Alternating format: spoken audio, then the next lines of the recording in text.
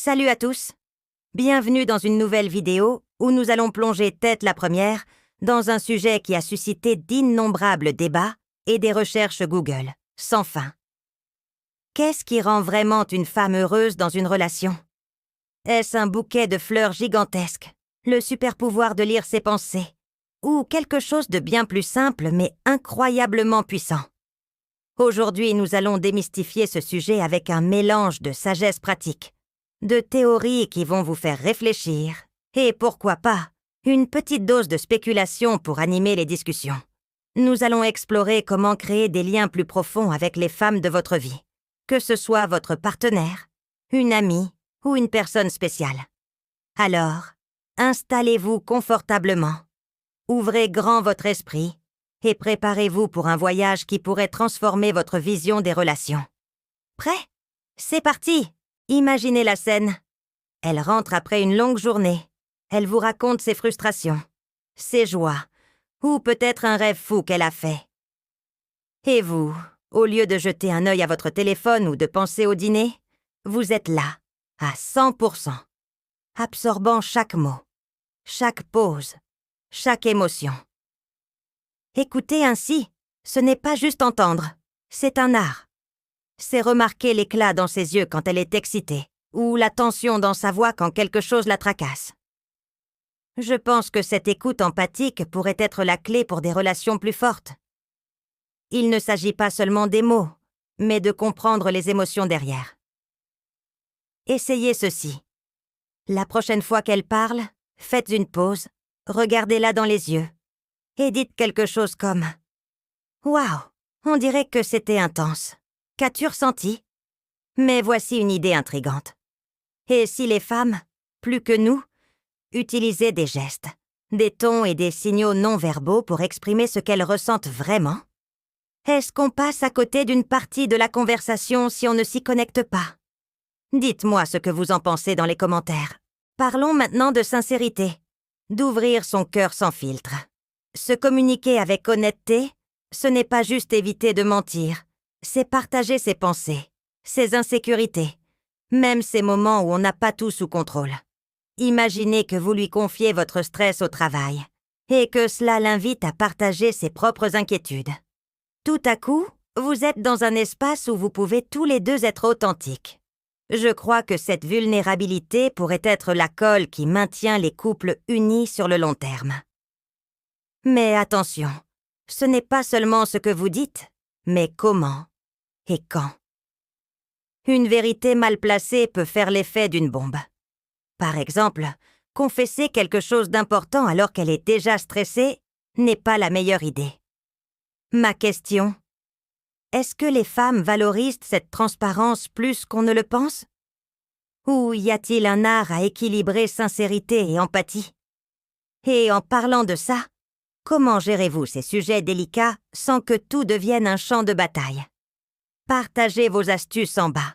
Passons maintenant aux petits détails qui semblent anodins, mais qui sont gigantesques.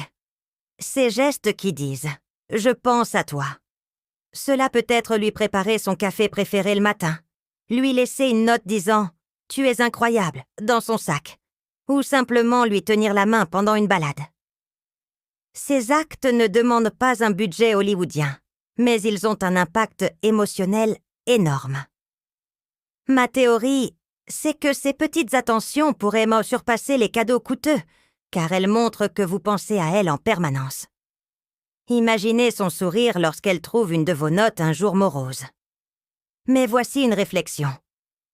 Est-ce que les gestes inattendus ont plus d'impact parce qu'ils brisent la routine? Ou est-ce la constance qui fait vraiment la différence? Racontez-moi une histoire. Quel petit geste a laissé une grande empreinte dans votre relation?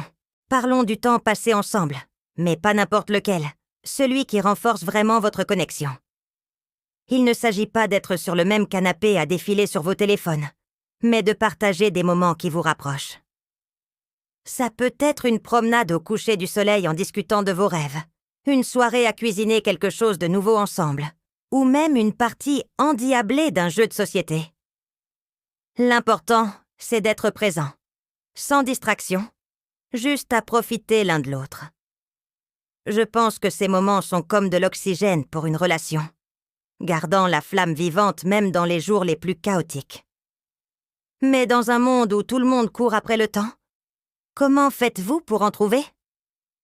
Ma théorie, c'est que le temps de qualité pourrait être plus vital pour les femmes qu'on ne l'imagine, surtout quand la vie devient intense. Et si prioriser ces moments faisait la différence entre une relation moyenne et une extraordinaire? Partagez dans les commentaires. Quelle est votre façon préférée de rendre le temps ensemble spécial? Soutenir ses rêves est un autre pilier essentiel. Imaginez qu'elle poursuive une promotion, un projet créatif ou quelque chose d'aussi personnel que courir un marathon. Montrer un intérêt sincère, lui demander des nouvelles, célébrer ses victoires et être là dans les moments difficiles dit « Je crois en toi ». Je pense que ce soutien ne la rend pas seulement heureuse, il lui donne des ailes pour briller. Par exemple, vous pourriez l'aider avec une tâche pour lui libérer du temps ou simplement l'écouter quand elle a besoin de se défouler. Mais voici une idée qui fait réfléchir. Et si soutenir ses objectifs signifiait parfois ajuster vos propres plans ou faire des sacrifices? Où tracez-vous la ligne pour que vous puissiez tous les deux grandir? Et autre chose. Pensez-vous que les femmes ressentent ce soutien comme une forme d'amour plus profonde qu'on ne le suppose? Donnez-moi votre avis. Lui laisser de l'espace pour être elle-même est tout aussi crucial. Cela signifie respecter qu'elle ait son propre monde, du temps avec ses amis, des passions qu'elle adore ou des moments de solitude pour se ressourcer. Lui montrer que vous avez confiance en elle et que vous valorisez son indépendance, c'est non seulement sain, mais ça peut renforcer votre relation. Ma théorie, c'est que cet espace permet à chacun de revenir vers l'autre avec plus d'énergie et d'appréciation. Mais soyons honnêtes, parfois on panique et on pense que vouloir de l'espace est un signal d'alerte. Comment faites-vous la différence entre un besoin légitime de temps seul et un signe que quelque chose cloche? Et une autre question. Pensez-vous que les femmes apprécient davantage ce respect de leur autonomie dans un monde qui les pousse souvent à être toujours connectées? Partagez vos expériences en bas. Reconnaître ses efforts, qu'ils soient grands ou petits, c'est comme allumer une lumière dans son estime de soi. Qu'elle ait décroché un gros projet au travail, organisé une réunion de famille ou simplement maintenu la maison en ordre. Lui dire « Je vois ce que tu fais et ça compte » est puissant. Ma théorie, c'est que cette reconnaissance ne la fait pas seulement se sentir valorisée, elle peut aussi la motiver à aller de l'avant avec plus de confiance. Essayez de dire « Je suis tellement impressionnée par ta façon de gérer ça » ou un simple « Merci pour tout ce que tu fais ». Mais voici une idée. Et si on sous-estimait parfois l'impact de reconnaître les choses banales parce qu'on les prend pour acquises? Quel effort d'elle avez-vous remarqué récemment qui mérite un applaudissement? Racontez-moi, les conflits font partie de toute relation. Mais la manière dont vous les gérez peut tout changer. Imaginez une dispute où, au lieu de pointer du doigt, vous dites « Je comprends ton point de vue. Comment peut-on résoudre ça ensemble ?» Gérer les choses avec calme, empathie et un focus sur les solutions peut transformer un moment tendu en une opportunité de se rapprocher. Je pense que la maturité dans ces moments pourrait être plus importante que le nombre de disputes que vous avez. Mais voici une théorie audacieuse. Et si les femmes prêtaient plus attention à votre manière de gérer un conflit qu'à votre capacité à l'éviter complètement? Que dit votre façon de discuter de votre engagement dans la relation? Partagez vos conseils. Comment gardez-vous votre calme quand les choses s'échauffent? Les relations sont un voyage, et vous changez tous les deux avec le temps. Accepter ces changements, apprendre ensemble et travailler sur des objectifs communs garde la relation vivante et excitante. Imaginez que vous décidiez d'apprendre quelque chose de nouveau ensemble, comme danser, voyager dans un endroit rêvé, ou même rénover la maison. Je pense que les couples qui grandissent ensemble ont un avantage, car ils redécouvrent sans cesse l'autre. Mais voici une question. Comment faites-vous pour évoluer en tant que couple sans perdre votre propre essence? Et si l'un de vous change plus vite que l'autre? Comment gérez-vous ça? Racontez-moi. Qu'avez-vous fait ensemble qui vous a fait sentir plus connecté? Enfin, ne sous-estimez jamais le pouvoir de la gratitude et de l'affection au quotidien. 1. Merci pour son soutien? Une étreinte sans raison? Un message disant « J'ai pensé à toi » ou un « Je t'aime » dit avec le cœur peuvent tout changer. Ces gestes n'ont pas besoin d'être grandioses, mais quand ils sont constants, ils gardent la relation chaleureuse et vibrante. Ma théorie, c'est que ces petites doses d'amour pourraient être le secret d'une connexion durable. Mais voici quelque chose d'intéressant. Chaque personne reçoit l'amour différemment.